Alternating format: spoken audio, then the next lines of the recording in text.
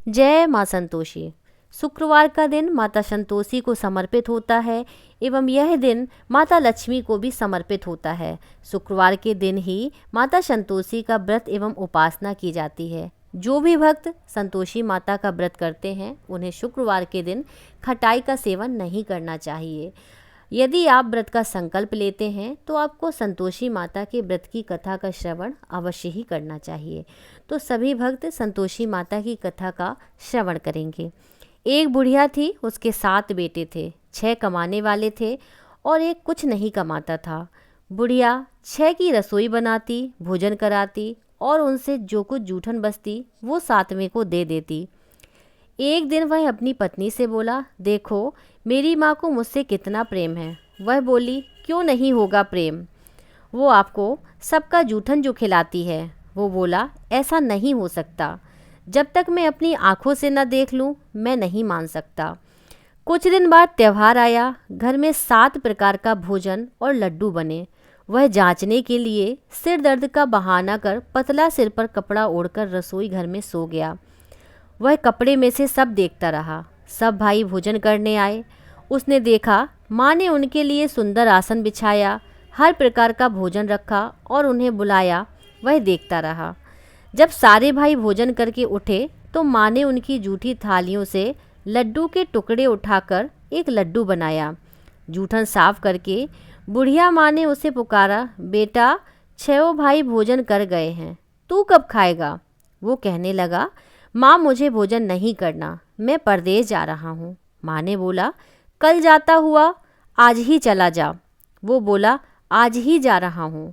यह कहकर वह घर से निकल गया। चलते समय पत्नी की याद आ गई। वह गौशाला में कंडे थाप रही थी। वह जाकर बोला, हम जावें परदेश, आवेंगे कुछ काल, तुम रहियो संतोष से, धर्म अपनो पाल। वह बोली, जाओ पिया आनंद से, हमारो सोच हटाए, राम भरोसे हम रहें, ईश्वर तुम्हें सहाय। 2 निशानी आपन, देख धरू में धीर, सुधीमती हमारी बिसारियो, रखियो मन गंभीर। वह बोला, मेरे पास तो कुछ नहीं, यह अंगूठी है सो ले और अपनी कुछ निशानी मुझे दे। वह बोली, मेरे पास क्या है, यह गोबर भरा हाथ है। यह कहकर उसकी पीठ पर गोबर के हाथ की थाप मार दी। वह चल दिया। चलते चलते दूर देश पहुंचा। वह एक साहूकार की दुकान थी।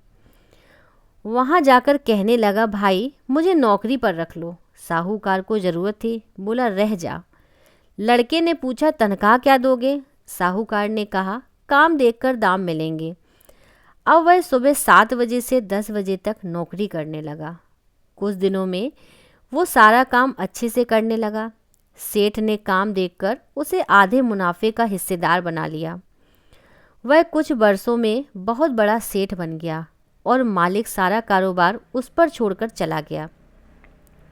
उधर उसकी पत्नी को सास ससुर दुख देने लगे। सारा घर का काम करवाकर उसको लकड़ियां लेकर जंगल में भेजते थे। घर में आटे से जो भी भूसी निकलती उसकी रोटी बनाकर रख दी जाती और फूटे नारियल की नरेली में पानी। एक दिन वह लकड़ी लेने जा रही थी। रास्ते में बहुत सी महिलाएं संतोषी माता का व्रत करती दिखाई देती हैं। वह वहां खड़ी होकर कथा सुनने लगी और उनसे पूछने लगी, बहनों तुम किस देवता का व्रत करती हो और उसके करने से क्या फल मिलता है। यदि मुझे इस व्रत का महत्व बताओगी तो मैं तुम्हारी बहुत आभारी होंगी।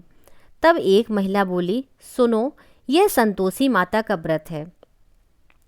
इसे करने से गरीबी का नाश होता है और जो कुछ मन में कामना है वो सब संतोषी माता की कृपा से मिल जाती हैं।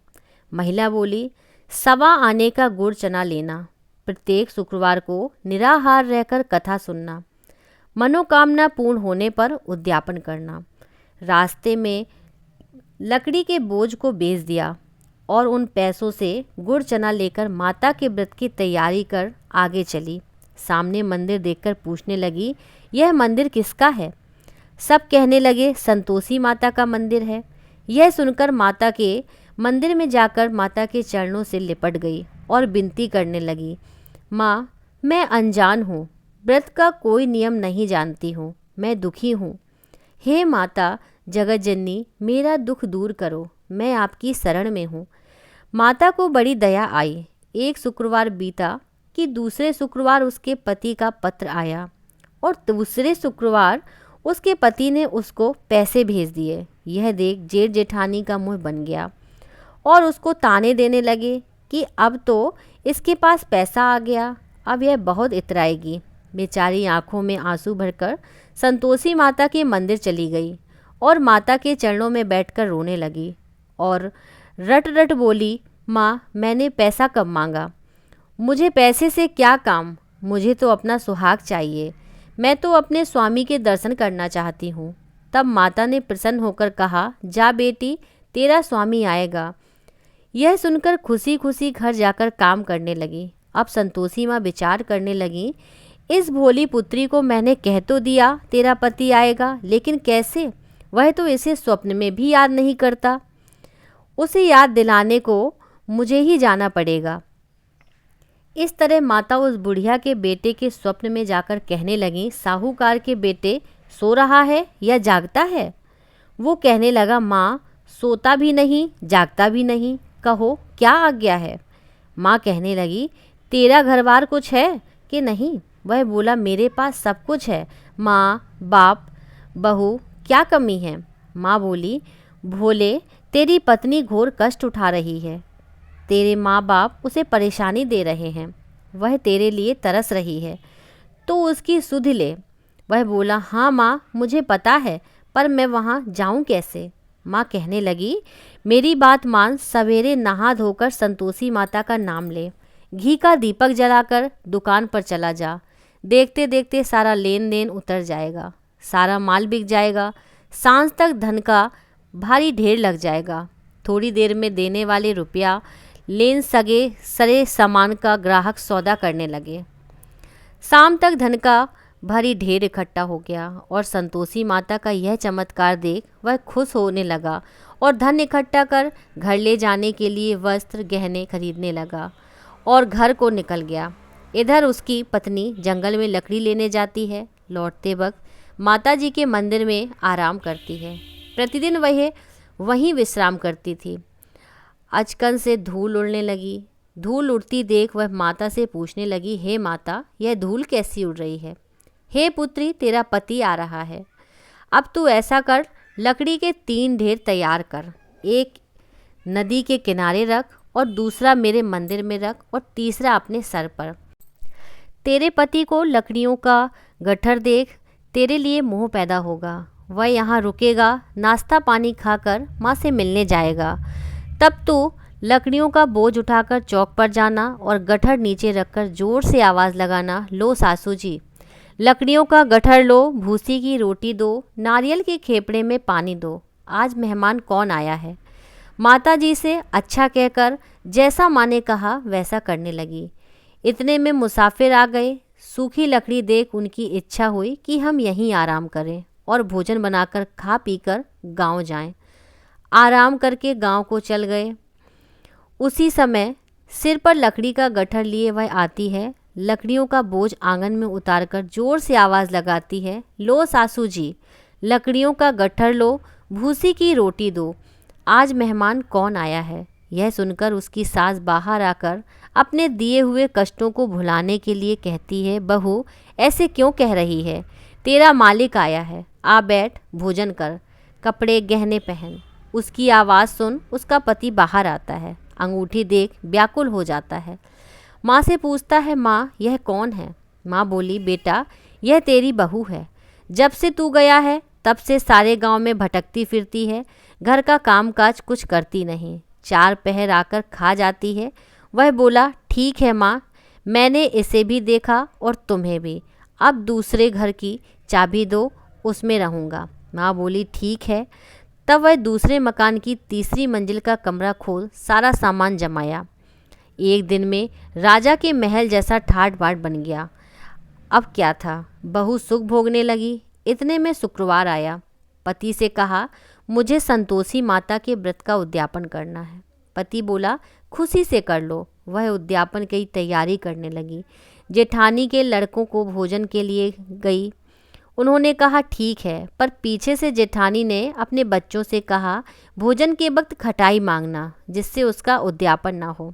लड़के गए, खीर खाकर पेट भर गया, लेकिन खाते ही कहने लगे हमें खटाई दो, हमने खीर नहीं खानी है। वह कहने लगी खटाई नहीं दी जाती है, यह तो असंतोषी माता का प्रसाद है। लड़के उठ खड़े हुए, बोले पैसा लाओ। भोली बहू कुछ जानती नहीं थी, उन्हें पैसे दे दिए। लड़के उसी समय इमली लेकर खाने लगे। यह देखकर बहू पर माताजी ने गुस्सा किया। राजा के दूत उसके पति को पकड़कर ले गए। जेठ जेठानी कहने लगे लूट लूट कर धन लाया था, अब पता लगेगा जब जेल की मार खाएगा। बहू से यह सहन नहीं हुआ, रोती हुई मंदिर गई। कहने लगी हे माता, यह क्या किया? हंसाकर अब भक्तों को रुलाने लगी। माता बोली बेटी, तूने उद्यापन करके मेरा व्रत भंग किया। वह कहने लगी माता, मैंने क्या अपराध किया? मैंने भूल से लड़कों को पैसे दिए थे, मुझे क्षमा करो, मैं फिर तुम्हारा उद्यापन करूंगी। माँ बोली अब भूल मत करना। वह कहती है अब भूल नहीं होगी। अब वो कैसे आएंगे? माँ बोली जा, तेरा पति तुझे रास्ते में आता मिलेगा। वह निकली, राह में पति मिला। उसने पूछा कहाँ गए थे? वह कहने लगा इतना धन जो कमाया है उसका टैक्स राजा ने मांगा था, वह भरने गया था। वह खुश होकर बोली अब घर को चलो। कुछ दिन बाद फिर शुक्रवार आया। वह बोली मुझे दोबारा माता का उद्यापन करना है। पति ने कहा करो। बहू फिर जेठ के लड़कों को भोजन करने को कहने गई। जेठानी ने एक दो बातें सुनाई और तुम सब लोग पहले ही खटाई मांगना। लड़के भोजन के पहले ही कहने लगे हमें खीर नहीं खानी है, हमारा जी बिगड़ता है, कुछ खटाई खाने को दो। वह बोली खटाई किसी को नहीं मिलेगी, आना हो तो आओ। वह ब्राह्मण के लड़के लेकर भोजन कराने लगी। दक्षिणा की जगह उनको एक एक फल दिया। संतोषी माता प्रसन्न हुई। माता की कृपा हुई। 9वें मास में उसे सुंदर पुत्र प्राप्त हुआ। पुत्र को पाकर प्रतिदिन माता जी के मंदिर को जाने लगी। माता ने सोचा यह रोज आती है, आज क्यों ना इसके घर चलूं। यह विचार कर माता ने भयानक रूप बनाया। गुड़ चने से सना मुख, ऊपर सूंड के समान होंठ, उस पर मक्खियाँ भिनभिना रही थीं। दहली पर पैर रखते ही उसकी सास चिल्लाई देखो रे, कोई चुड़ैल आ रही है, लड़कों इसे निकालो नहीं तो किसी को खा जाएगी। लड़के भागाने लगे, चिल्लाकर खिड़की बंद करने लगे। बहू रोशनदान में से देख रही थी, खुशी से चिल्लाने लगी आज मेरी माताजी मेरे घर आई है। वह बच्चे को दूध पीने से हटाती है। इतने में सास को क्रोध आ गया। वह बोली क्या हुआ है, बच्चे को पटक दिया? इतने में माँ के प्रताप से लड़के ही लड़के नजर आने लगे। वह बोली माँ, मैं जिसका व्रत करती हूँ वह संतोषी माता है। सबने माता जी के चरण पकड़ लिए और विनती कर कहने लगे हे माता, हम नादान हैं, तुम्हारा व्रत भंग कर हमने बड़ा अपराध किया है। माता आप हमारा अपराध क्षमा करो। इस प्रकार माता प्रसन्न हुई। बहू को प्रसन्न हो जैसा फल दिया वैसा माता सबको दे। जो पढ़े और जो सुने सबके मनोरथ माता संतोषी पूर्ण करें।